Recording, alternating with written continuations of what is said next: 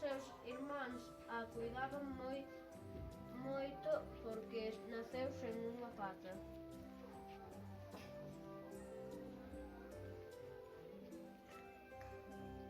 Pasou por ali un neno chamado Xurxo co seu avó.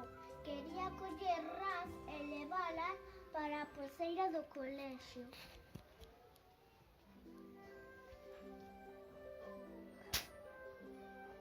Todos fuxiron agás Tadea, que ao faltarlle unha pata case non podía saltar.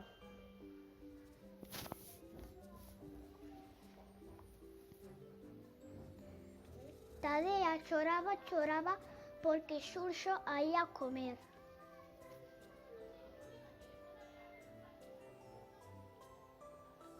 Pero Xurxo levouna á poceira que había no colexio e Tadea foi feliz para sempre coas súas novas amigas.